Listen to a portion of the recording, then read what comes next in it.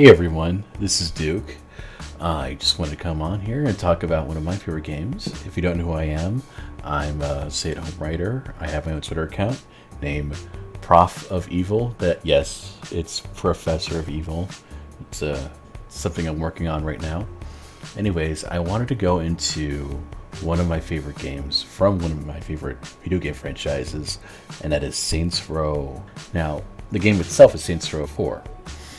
And to me, it's one of my favorite experiences playing. Yes, Saints Row 2 is, in fact, a masterpiece. But to me, Saints Row 4 just delivers on such a cool level. I mean, it's basically everything I ever loved in sci-fi and in this crazy world they constructed.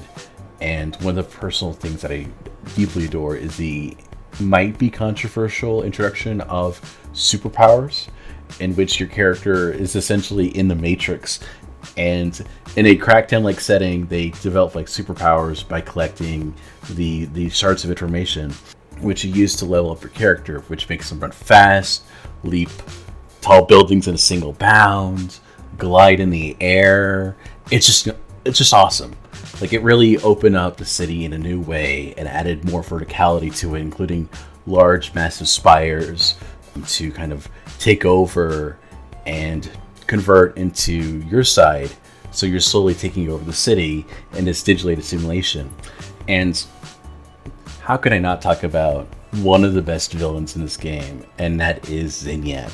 Zenyak is like what happens when you give Mongol like an entire library to read, and he just decides to act as pretentious and grandstanding as possible, but he's so smooth about it. Like, this guy takes over your world, destroys it, imprisons you, tortures you, and then, most of all, sings Biz Marquee, and he totally kills it. No offense, he kills it. The guy kills singing Biz Marquee.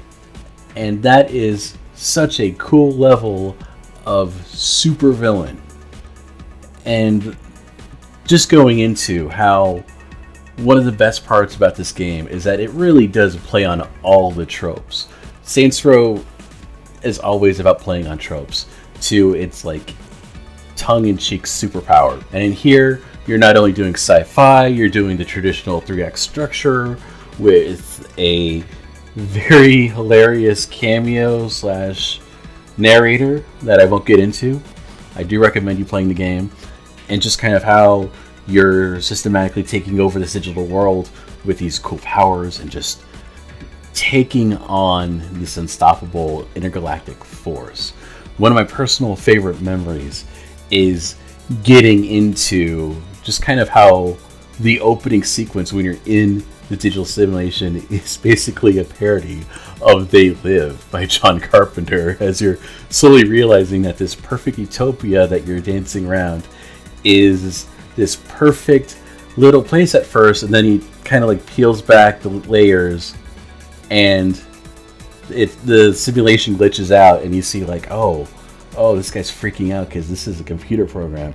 And so when they break you out, it's like, what are you going to do? Well, you're going to go back in there and you're going to go kick some ass because you're the boss. And you're going to set scores, because that's what he does. He settles scores. And that's such a cool indicator of how funny and irreverent this game's, sense of humor is. But also at the same time, just kind of going into the main story about how you're going to liberate and take the Zenyak, who has basically an entire intergalactic gang.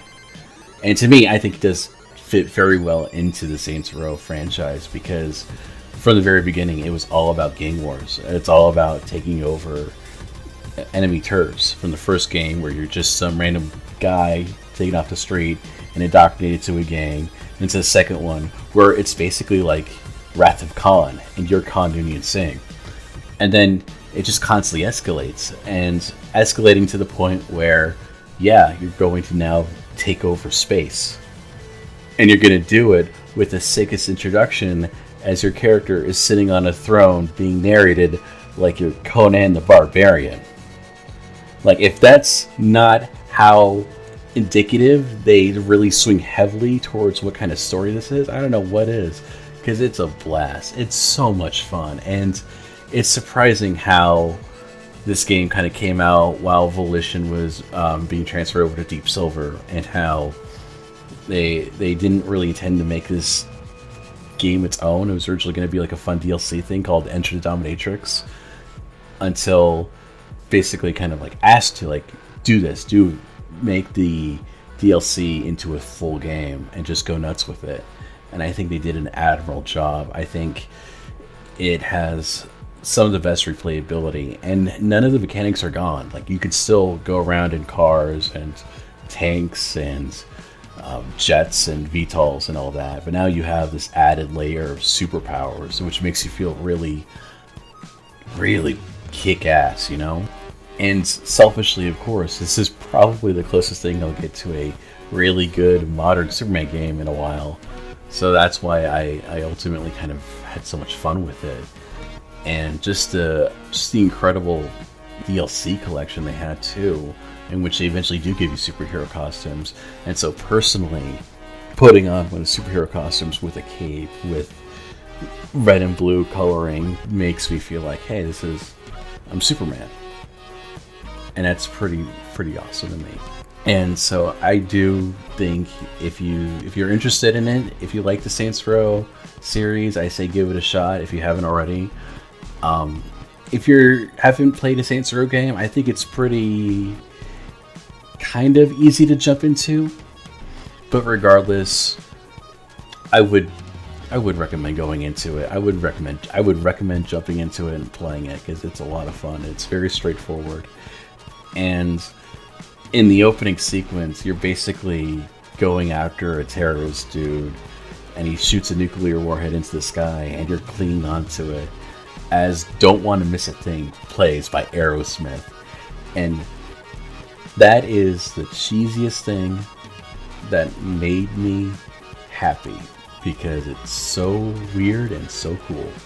And that's what the game franchise is in a nutshell. It's wild, it's crazy, it's self-referential, but it's made with a lot of love. And I hope you dig it. I sure do. So anyways, that's my little trip down memory lane. I hope you guys have a wonderful day, and always remember, happy gaming.